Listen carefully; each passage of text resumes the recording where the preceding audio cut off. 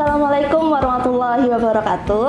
Sahabat sehat Rumah Sakit Umum Daerah Banyumas, senang sekali bertemu lagi dengan kita semua dalam program acara Dopokan Putri Domas seputar materi dan informasi dokter dan orang-orang mumpuni di RSUD Banyumas.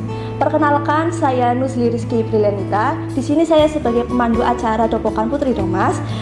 Dan pagi hari ini kita akan mengangkat tema mengenai peringatan Hari Tuberkulosis Dunia yang bertajuk Gerakan Indonesia Anti Tuberkulosis dengan Komitmen dan Aksi Nyata. Sudah hadir di sebelah kiri saya narasumber yang ahli di bidangnya, dokter spesialis paru Rumah Sakit Umum Daerah Banyumas, Dr. Wahyu Mustadi. Selamat pagi, dokter. Selamat pagi, Mbak Uli. Bagaimana dokter kabarnya, dok? Alhamdulillah baik. Puasa-puasa ya, dok, kita bertemu dalam acara Dopokan Putri Domas. Kali ini kita akan membahas mengenai untuk memperingati Hari Tuberkulosis Dunia. Bagaimana dokter, puasanya masih lancar? Alhamdulillah, nggak terasa. Nggak terasa. Walaupun puasa tapi kita tetap semangat ya teman-teman, untuk tetap belajar, untuk tetap memperoleh ilmu, memperkaya ilmu mengenai, khususnya hari ini kita akan membahas tentang tuberkulosis. Nah, dokter, hari ini kan itu ya, dok, untuk perayaan Hari Tuberkulosis Dunia. Mungkin sahabat sehat Rumah Sakit Umum Daerah Banyumas yang sedang menonton masih ada yang belum familiar dengan apa sih itu tuberkulosis. Bisa diberi penjelasan secara awam mengenai penyakit tuberkulosis itu sendiri, dok? Ya, baik. Terima kasih, Mbak Uli.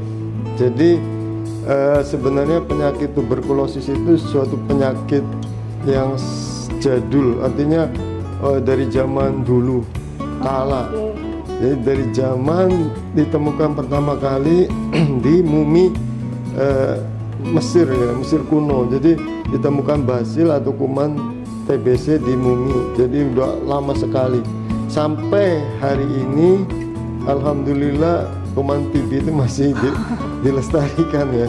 Artinya itu suatu tanda bahwasanya kita masih belum mampu untuk mengeliminasi TB, ya kan?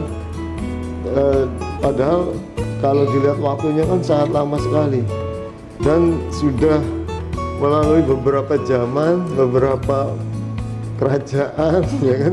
Sampai saat ini kuman TB semakin berkembang malah. Ini tentunya ada beberapa faktor, Mbak Uli. Apa saja itu, dokter? Ya, jadi intinya TBC itu sebuah penyakit paru, infeksi paru-paru yang sangat menular. Nah, itu salah satu faktor kenapa sampai saat ini sangat lestari ya untuk TB ini, karena salah satunya dia itu penyakit menular. Artinya gampang sekali menularkan dari manusia ke manusia lain. Perantaranya apa? Melalui percikan ludah atau kalau kita ngomong lama ngobrol gitu.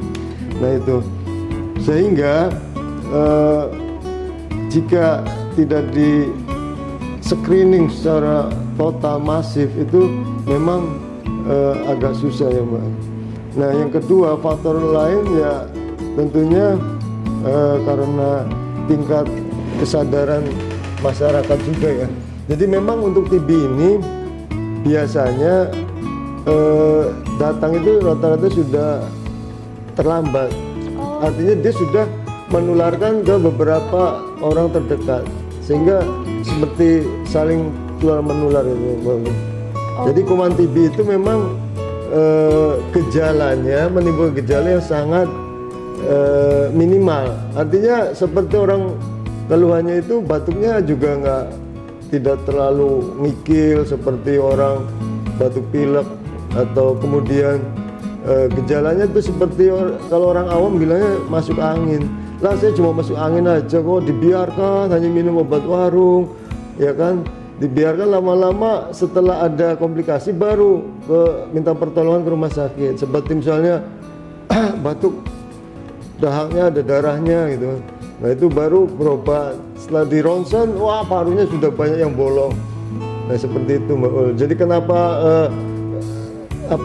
penanganannya agak bukan penyakit lambat, jadi agak susah karena salah satunya itu daya menular kumannya, kemudian juga kitanya yang kurang aware terhadap gejala, mungkin karena kurang paham atau kurangnya informasi gejala TB itu kan. Jadi selama ini yang dianggap masyarakat gejala TB itu kalau sudah ada batuk darah, nah itu baru minta pertolongan ya kan, berobat. Tapi kalau gejala awal biasanya mereka ya orang kita kebal tahan terhadap sakit, jadi artinya nggak manja, jadi ditahan aja, begitu udah ada komplikasi baru minta pertolongan. Lalu bagaimana dokter untuk masyarakat di luar sana yang mungkin masih belum mengerti gejala awal dari penyakit TB ini sendiri itu apa saja sih dok? Dan kalau misalkan kita menemukan adanya gejala awal mungkin pada diri kita sendiri atau pada keluarga kita, apa yang harus pertama kali kita lakukan? Ya, jadi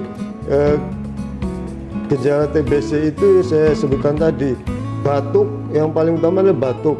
Batuknya itu harus lebih dari 2 minggu, Mbak Uli. Batuknya lebih dari 2 minggu. Sudah minum obat, entah obat warung, entah obat dari dokter, kok masih ada aja. Batuknya sifatnya itu bukan seperti batuk pilek yang terus-terusan, tuh bukan. Batuknya hanya sesekali cuma gitu tuh. Jadi hanya sesekali cuma.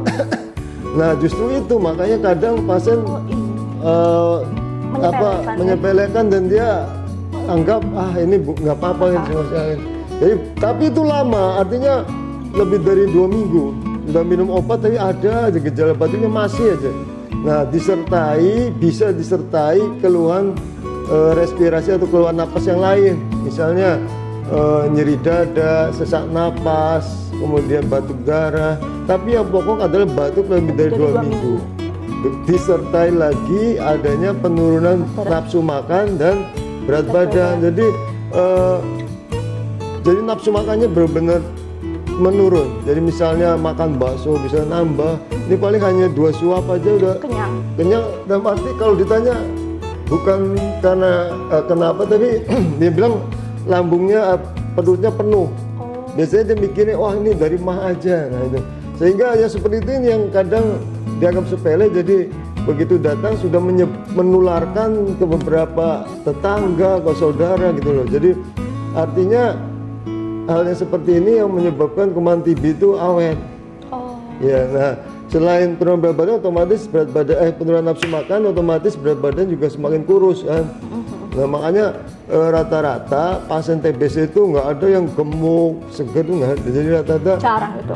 Ya bukan jarang, memang sampai dipastikan akan ada penurunan berat badan. Jadi meskipun pasien datang kan ke kita misalnya gemuk, tetap ditanyakan ada penurunan berat badan atau tidak.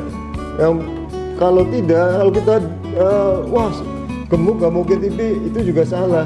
Karena banyak pasien saya yang gemuk, begitu ditanya ternyata ini beratnya sekarang berapa, misalnya 80, sebelumnya ternyata di atas 90. Nah kalau kita nggak nanya, dikiranya ya sehat aja. Begitu di ronsen, diperiksa yang lain, oh ya ternyata TBC gitu. Nah seperti itu. Jadi gejala yang pasti ya, biar masyarakat tahu yang jelas, batuk yang tidak sembuh-sembuh. Batuknya tuh jangan dikira batuk yang ngekel, ngikil, itu enggak. Jadi kadang cuma dalam sehari paling 5 kali nampak, cuma gitu tuh sesekali aja. Tapi disertai nafsu makan turun, berat badan turun, kalau malam keringat dingin, ada demam, sumber-sumber. Nah itu gejala itu yang harus diwaspadai. Sebenarnya mirip-mirip dengan itu ya, kalau di masyarakat orang-orang pada mengira itu cuma masuk angin biasa. Nah itu makanya kenapa banyak yang akhirnya ketahuannya itu sudah dalam komplikasi. Nah karena sudah telat, karena ini sifatnya menular, jadi dia sudah menularkan dulu. Nah itu makanya perlunya kalau kita menemukan kasus baru, kita harus screening keluarganya. Satu keluarga harus screening supaya nanti kalau ini kita obati sembuh, otomatis juga udah sembuh gitu. Tapi kalau misalnya di screening ada yang sumbernya, kita yang obati yang satu, yang sumber yang tidak diobati, ya nanti nggak ada selesainya seperti itu. Oke. Dan untuk screeningnya itu sendiri dok bisa dilakukan di mana dok? Barangkali nanti sobat sehat RSUD Banyumas yang sedang menonton, ternyata ternyata ada nih gejala-gejala yang tadi yang disampaikan oleh dokter, saya itu harus pergi kemana untuk melakukan screening? Ya, jadi untuk screeningnya monggo mau di puskesmas bisa, atau ke rumah sakit atau ke klinik yang ada fasilitas pemeriksaan ronsen atau pemeriksaan dahak, itu bisa. Yang penting tadi kalau ada keluhan atau gejala yang saya sebutkan tadi, monggo langsung menghubungi fasilitas kesehatan, minimal ke puskesmas. Nanti sama petugas di puskesmas pasti akan diarahkan untuk pemeriksaan lebih lengkap, lebih lanjut gitu. Mungkin yang sahabat-sahabat yang sedang menonton ini juga pengen gambaran lebih umumnya, Dok. Nanti kalau screening itu kita itu diapain aja gitu, Dok. Jadi screeningnya itu tahap-tahap, secara garis besarnya itu diapain aja, Dok, biasanya? Ya, jadi tadi kalau ada gejala tadi batuk lama, terus apalagi ada batuk darah, kemudian berat badan makin kurus, nafsu makan tidak ada, sering demam, itu sebaiknya langsung ke puskesmas. Tadi dari petugas puskesmas, kalau memang di situ minimal diperiksa dahaknya, Mbak Uli. Dahak, Dahak itu minimal nanti diperiksa 2 kali ya, 2 kali pagi sama sewaktu. Tapi yang penting dari dahak pemeriksaan 2 itu minimal ada satu yang positif ya. Satu positif ya, bisa itu sudah bisa dianggap positif bakterinya ya, bakteriologi. Nah, kemudian kalau ada fasilitas radiologi atau ronsen, ya nanti di ronsen untuk mengetahui kerusakan dan jumlah kerusakan daripada infeksinya udah seberapa parah, itu dari ronsen ketahuan ya, kelihatan. Gitu, itu minimal 2 itu ya, untuk misalnya sederhana. Nah, semisal, Dok, pertanyaan selanjutnya, semisal sudah keluar hasilnya dan hasilnya ditegakkan bahwa tertular tuberkulosis, positif tuberkulosis. Kemudian apa yang akan didapatkan oleh pasien tersebut, Dok, ketika sudah diketahui bahwa ini sudah pasti tuberkulosis? Ya, jadi kita akan mengedukasi ya, edukasi untuk jika memang dari klinis gejalanya udah positif, kemudian dari ronsen dan apalagi ditunjang dahaknya positif, otomatis nanti kita edukasi untuk pengobatan TB sampai tuntas ya. Sampai tuntas. Bisa sampai 6 bulan, minimal 6 bulan. Minimal 6 bulan. Ya, kedepannya sih WHO dan Kemenkes akan lagi menggodok obat yang makin cepat makin baik ya. Maksudnya bukan makin pengobatannya pendek, cepat sembuhnya kan, tingkat kemangkiran atau putus obatnya juga minimal. Nah, itu kan kadang yang dihadapi juga salah satu faktor kenapa kuman TB itu masih bertahan, karena salah satunya pengobatannya masih lama, Mbak Uli, dimana pasien itu dengan belum efek obat yang banyak, efek samping, terus juga tingkat kebosanan minum obat ya kan? Karena waktunya yang terlalu lama, jenuh. Nah, itu juga kan salah satu faktor kenapa bisa menyebabkan putus obat, sehingga kuman TB-nya malah tambah infeksius seperti itu. Dok, saya ada pertanyaan lanjutan nih. Tadi kan dokter menyinggung ya tentang putus obat ya, Dok. Kalau misalkan ada pasien yang sudah terlanjur putus obat, terus apa yang harus dilakukan pasien tersebut, Dok? Apakah harus mengulang pengobatan dari awal atau Nah, itu nanti dilihat seberapa lama dia putusnya, Mbak Uli. Kalau baru putus seminggu, misalnya baru 2-3 hari nggak lupa minum obat, itu masih dimaafkan. Berarti maksimal itu 1 minggu ya? Enggak, minimal sih 2 minggu. Jadi jangan sebenarnya kalau secara teori sih 2 bulan, Mbak Uli. Cuma karena daripada untuk beresiko kalau 2 bulan, nanti banyak yang resisten khawatirnya. Nah, makanya maksimal 2 minggu. Jadi kalau minimal 2 minggu ya, minimal lebih dari 2 minggu itu sudah dianggap putus obat. Jadi kalau putus obatnya tergantung, Mbak Uli. Kalau misalnya nih sudah minum obatnya udah 5 bulan, terus dia berhenti, nah kita evaluasi, misalnya klinisnya udah bagus, ronsennya membaik, dahaknya negatif, kita bisa anggap selesai. Jadi karena udah lebih dari 5 bulan. Tapi kalau misalnya baru minum obat nih 2 minggu, artinya kurang dari sebulan, dia putus, itu bisa kita ulang dari awal lagi. Dari awal lagi. Tapi kalau misalnya sudah lebih dari 2 bulan putus misalnya, ya kita evaluasi lagi ulang ronsen sama dahak. Jadi seperti itu. Jadi nanti tergantung kasus per kasusnya, tidak bisa dipukul rata. Jadi kalau misalnya putus obat langsung diulang dari awal lagi, tidak semua kasus seperti itu. Jadi tidak usah khawatir streng itu juga sebenarnya.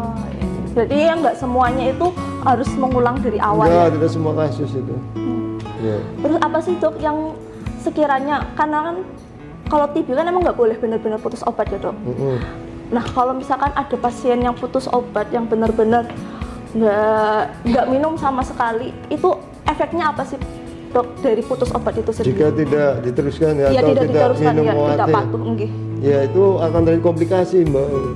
Komplikasinya yang jelas kan karena yang awal masuknya kuman itu di paru, maka kerusakan di awal ya di paru-paru, yaitu bisa paru-parunya bolong-bolong sehingga bisa keluar darah, batuk darah, kemudian bisa parunya jebol ini kempes, istilahnya pneumotora kalau kita kan.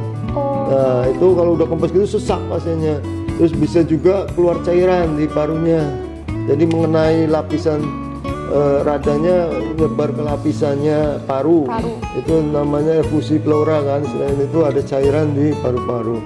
Atau kalau pengobatannya lambat, dia bisa kuman TB itu bisa menyebar melalui kelenjar limfo sama darah, dia bisa menyebar jauh, jadi tidak hanya di paru, nanti dia bisa nyebar ke otak jadi radang otak, ya kan, nyebar ke usus jadi TB usus, ke ginjal TB ginjal, ke tulang TB tulang. Jadi nanti tergantung mana kumannya itu mencrok ibaratnya. Nah itu makanya TB itu jika pengobatannya disepelekan, maka komplikasinya banyak. Jadi tidak hanya di paru, bisa dia kejang-kejang, jadi datang nggak sadar kejang-kejang. Begitu periksa, oh ternyata ada meningitis, TB radang otak, ya kan. Penyebabnya apa ya? Kuman TBC itu. Penyebabnya ya kuman yang awalnya harusnya diobati tadi. Kalau diobati tidak putus, dia bisa sembuh, ya kan, bisa sehat lagi, bisa aktivitas normal lagi, bisa produktif lagi. Nah tapi begitu dia putus, malah terjadi komplikasi. Datang sudah tidak sadar, datang sudah kejang-kejang, kadang telat, kadang sampai tidak bisa diobati. Nah itu makanya itu pentingnya seperti itu Mbak Uli. Memang TB gejalanya lambat, artinya ngerusaknya, daya rusaknya memang lambat, tapi pasti pelan-pelan pasti. Nah itu. Dan penyebaran ke seluruh organnya juga bisa terjadi. Ya, dok. Nah dok, saya juga mau bertanya dok. Saya pernah mendengar kalau misalkan orang yang putus obat itu beresiko tinggi mengalami yang namanya bakterinya itu resistensi terhadap obat itu sendiri. Apakah dari TB itu juga terdapat resistensi juga dok?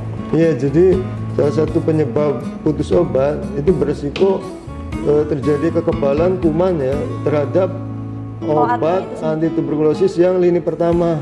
Jadi yang kan ada lini pertama, lini kedua ya kan untuk pengobatan TB. Ibaratnya kalau di gampangnya masyarakat ya senjata awal lah ya, senjata yang ringan seperti pistol, ibarat gampangannya itu dia lama-lama nggak mempan pistolnya. Jadi harus butuh senjata yang lebih besar. Nah itu kenapa? Karena itu tadi kuman itu akan mengenali obat yang dulu. Oh ini udah dulu, ini udah pernah nih. Ibaratnya gampangnya ditembakin tadinya mau mati ya, tapi karena berhenti ya dia hidup lagi malah tambah kebal itu. Nah itu bahayanya ya, salah satunya itu harus dilakukan pemeriksaan lebih lengkap lagi Mbak Oli.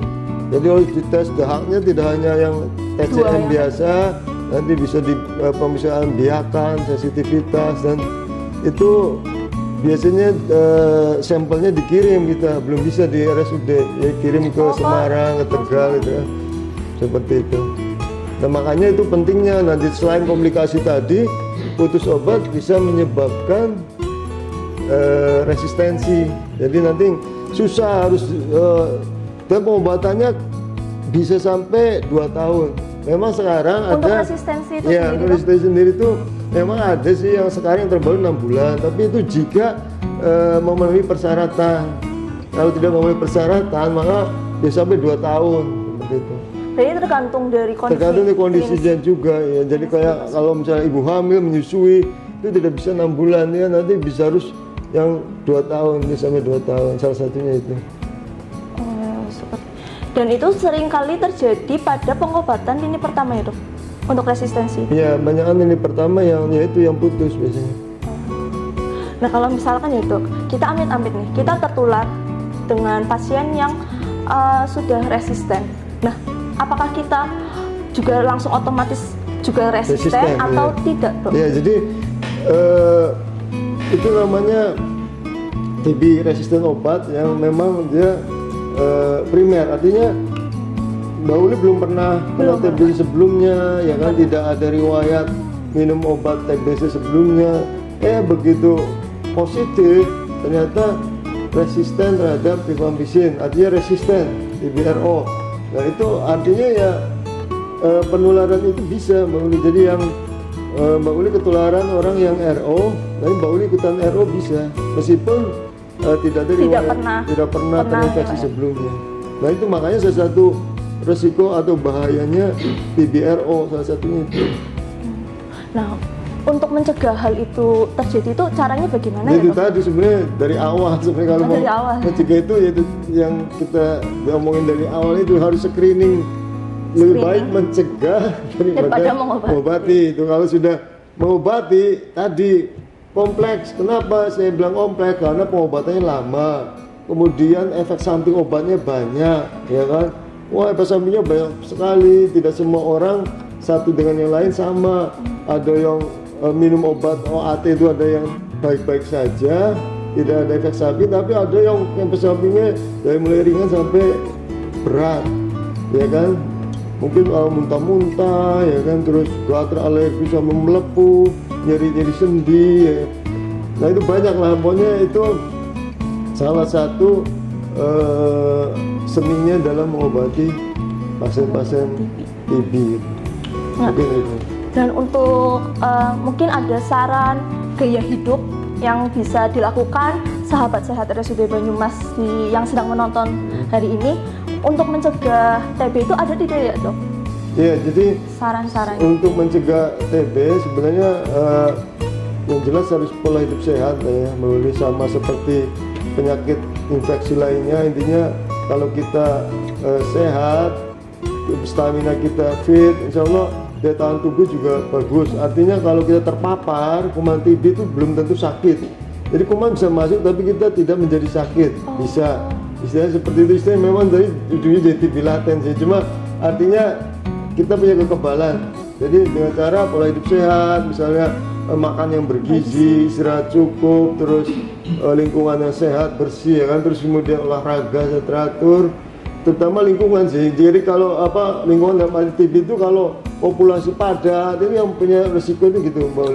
Populasi padat itu dalam arti seperti contoh di penjara, di lingkungan penjara, ya kan, atau di anak panti, misalnya kan banyak nih dalam satu ruangan ada 20 orang, 15 orang, dalam satu kamar misalnya 5 orang, itu kan resiko ada satu orang yang kena TB dia akan cepat menularin. Kelembapan ruangan itu? Kelembapan ruangan pengaruh, kemudian ventilasi, terus pencahayaan matahari itu sangat penting karena kuman TB dengan matahari yang bagus akhirnya itu membantu untuk meminimalisir atau melumpuhkan kuman TB. Berarti sebenarnya untuk penderita TB itu bagus ya dok kalau misalkan rajin berjemur? Iya, berarti berjemur sih boleh saja, boleh, bagus. Dia bisa untuk atau vitamin D kan, vitamin D juga untuk kekebalan tubuh juga bagus. Terus ya salah satunya itu sih. Tapi kalau untuk hubungan langsung dengan sinar matahari terus kumannya mati sih tidak. Meskipun dia mangap misalnya gitu kan matahari. Jadi enggak ya dok? Apa matahari masuk ke sini tuh? Ya barangkali itu ada kecenderungan namanya kuman TB itu meningkatkan imun saja. Meningkatkan imun saja. Baik. Terus kemudian untuk para penderita TBC itu kan penularannya melalui udara ya dok, dan terkadang ketika pulang ke rumah kan harus bercengkrama dan berinteraksi dengan keluarga yang ada di rumah, kadang kan masih ada anak kecil. Nah, untuk mencegah proses penularan itu sendiri, apakah ada kiat-kiat khusus dari keluarga dan penderita agar tidak terjadi cross infeksi antar maksudnya keluarga? pasien TB? Iya, pasien TB ketika di Ya, rumah. kalau pasien TB Mbak Uli disarankan itu harus memakai masker dulu jika berinteraksi dengan orang lain. Oh. Itu minimal sampai minum obat setelah 2 bulan. Minimal Memang 2 bulan. bagusnya itu ya, maksudnya sebenarnya sih minum obat 2 minggu kuman TB itu sebenarnya udah lemah secara teori. Tapi lebih baik 2 bulan. Setelah minum obat OAT 2 bulan, jadi kuman TB sudah banyak yang mati. Artinya daya penularannya pun rendah. Nah, makanya diharapkan semua pasien TB yang lagi pengobatan itu diwajibkan tetap pakai masker, tetap jaga jarak sampai 2 bulan minimal. Minimal 2 bulan. Nah, alat-alat makannya juga harus bisa ya? Sebenarnya kalau makan sih penularannya kan hanya lewat percikan sih, Oh, lewat tapi ya nggak apa-apa kalau untuk jaga-jaga sih nggak masalah ya. Yang paling wajib itu pakai masker ya, Iya, teman-teman. masker itu penting Iya, sekali. pakai masker. Maskernya itu harus masker medis kah atau masker kain? Ya karena sekarang kan pakai apa taplak meja. Kalau Itu nggak apa-apa, Dok? Ya sebenarnya daripada nggak ada. Oh, tidak ada. Tapi bagusnya sih yang itu ya. Ya minimal yang masker bedah itu. Emang, ya. Minimal, tapi kan kadang di desa ini kan kalau Iya, jilbab, susah ya. kadang nggak pakai jilbab. Oh iya, kan? gitu. Intinya sih menghindari percikan ludahnya supaya jangan sampai Jangan sampai ya, menulari. Ya seperti itu. Terus kemudian apakah ini pertanyaan juga dari pasien, Dok? Banyak pasien yang bertanya ketika sudah diprogramkan untuk pulang, apakah ada pantangan yang harus dilakukan? Semisal pantangan nggak boleh mengkonsumsi apa atau tidak boleh melakukan gaya hidup yang seperti apa, seperti itu, Dok? Kalau untuk makanan sebenarnya tidak ada pantangan khusus ya, Mbak Uli. Justru kalau pasien TB itu saya sarankan untuk harus banyak makan. Dia harus banyak makan karena kan pasien TB makannya, nafsu makannya tidak ada. Itu yang saya sarankan itu mungkin untuk porsinya memang nggak bisa langsung banyak. Jadi makin sering makan dia makin baik. Artinya tidak harus 3 kali dalam piring, 1 piring banyak, tapi boleh sedikit-sedikit. Tapi sering, bisa sampai 6 kali sehari. Dan karena pada awal-awal pengobatan biasanya belum ada nafsu makan kan. Yang penting Ya, nutrisinya yang penting masuk. bisa masuk dulu. Nanti begitu pengobatan biasanya setelah minum obat minimal 2 bulan itu sudah terlihat perkembangannya, nafsu makannya banyak lagi, berat badan naik. Nah itu jadi yang paling penting adalah justru jangan sampai dikasih larangan-larangan makanan. Nah itu susahnya salahnya kadang kesalahan di keluarga. Jadi dikiranya karena ada pasien TB itu dia banyak dipantang. Sebenarnya itu malah justru akan membuat pasien itu jadi semakin kurang makannya, gizinya semakin turun. Nah, yang paling disarankan itu mengkonsumsi protein tinggi, ya seperti putih telur, terus ikan-ikanan, ikan beneran maksudnya, ya, terus kemudian daging, ayam, ya pokoknya protein tinggi itu sebaiknya bagus itu untuk mempercepat penyembuhan juga. Di samping ya mungkin karbohidrat dan lain-lain lah, kayak seperti apa aja sebenarnya boleh. Oh jajanan pasar, biskuit, roti, es krim itu boleh bebas. Bebas. Ya tergantung itu juga ya, Dok, Nah tapi itu dalam arti tanda kutip tidak ada penyakit lain, ya. seperti misalnya ada DM, ya itu beda lagi. Itu gitu. nanti dia Ada kencing manis, dikonsulkan beda lagi lagi, dengan ya. penyakit Ya, itu dalam. udah gitu. beda lagi. Ya, ini berarti TB yang tanpa komplikasi bisa mengkonsumsi apapun ya, Dok. Bisa. Yang pasti Tidak ada yang tidak ada pantangan. dipantang. Ya. Dan juga untuk keluarga yang di rumah, semisal kalau misalkan mau berpergian juga ya harus menggunakan masker ya, Dok. Iya, Harus yang wajib. pasiennya itu pokoknya intinya mau setiap berinteraksi dengan orang sebaiknya ya memakai masker. Ya, supaya meminimalisir penularan. Ya. Seperti itu. Baik. Ini karena masih banyak yang sehat dibanding yang sakit. Beda nanti kalau makin banyak yang sakit dibanding yang sehat. Semuanya pakai masker. Contoh kayak dulu zaman COVID. Zaman COVID awal-awal saya juga pas kasih ini edukasi Ya yang sakit lah yang pakai masker, karena masih sedikit jumlah yang kena COVID. Begitu sudah banyak yang kena, akhirnya semua harus pakai masker kan. Seperti itu. Wah, banyak sekali ya tadi informasi yang Dr. Wahyu sampaikan mengenai tentang apa sih itu tuberkulosis itu sendiri, yang ternyata tuberkulosis itu sendiri adalah penyakit yang sudah usianya sudah lama cukup tua ya dok, udah ditemukannya dari zaman udah lama banget dan ternyata. juga perkembangan obatnya semakin sini semakin canggih loh. Sebenarnya ini seperti WHO dan Kemenkes itu sedang menggodok terus obatnya supaya didapatkan obat TBC yang jumlahnya tidak banyak dan waktu minumnya tidak terlalu lama, sehingga tingkat putusnya makinnya rendah, kemudian efek samping juga minimal. Untuk aksesnya itu sendiri kan juga udah mudah ya dok sekarang ya dok? Tidak ada lagi yang suntik-suntikan. Ya. Jadi ya, untuk ini satu ya. Obatnya kan juga bisa didapatkan selain di rumah sakit, kan bisa didapatkan di puskesmas. Karena sudah di mana-mana sudah ada, maksudnya di puskesmas ya. Iya. Itu sudah tersedia. Dan juga untuk cara pencegahannya yang tadi yang pertama kita harus untuk penderita TB harus rajin menggunakan masker ketika hendak berinteraksi dengan orang lain ya dok.